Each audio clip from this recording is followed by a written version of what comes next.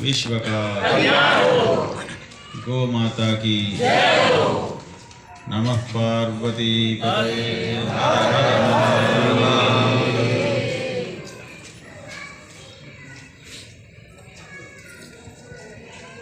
इस संसार में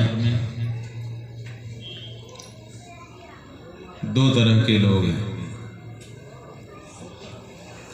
और इन्हीं दोनों के मिले जुले रूप भी कुछ हैं, उनको तीसरी श्रेणी में गिना जाता है। कौन है वो?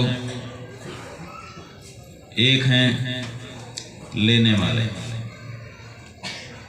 दूसरे हैं देने वाले, और इन्हीं दोनों से मिल करके एक प्रजाति है जो कुछ लेने और कुछ देने में विश्वास रखती है कि चलो लेन देन परस्पर करते रहें।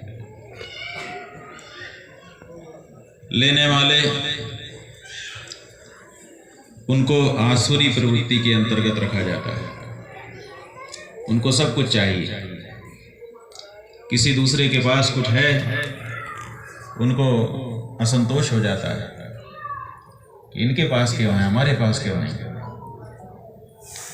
जब आपके मन में ऐसी भावना आने लगे, समझिए आसुरी प्रवृत्ति पनप रही। और जब भगवान का दिया जो कुछ आपके पास है, वो जो है ठीक है, और उसमें से भी अगर कोई जरूरतमंद दिख जाए तो लगे कि मेरे पास इससे ज्यादा है, थोड़ा इसको दे दूं, इसका भी काम चले, देने का मन होने लगे, तो समझो आपके अंदर दैवी संपत्ति विकसित होने लग गई।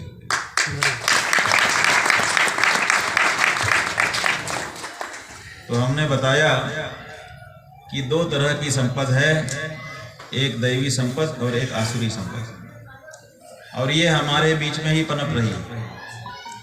हम सबके हृदय में खेत बना है, इसमें फसल उग रही है।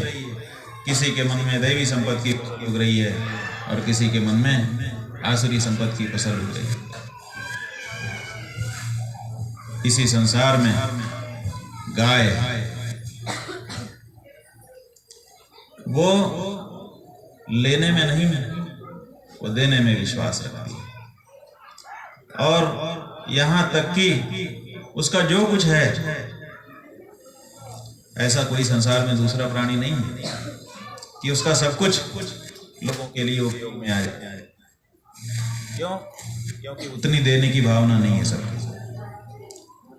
अगर भावना होती तो आपका भी सब कुछ दूसरों के उपयोग का होता, लेकिन चूंकि आपकी उतनी भावना नहीं है उत्कट, इसीलिए आपका कुछ दूसरों के लिए उपयोगी हो गया, लेकिन कुछ दूसरों के लिए उपयोगी नहीं है।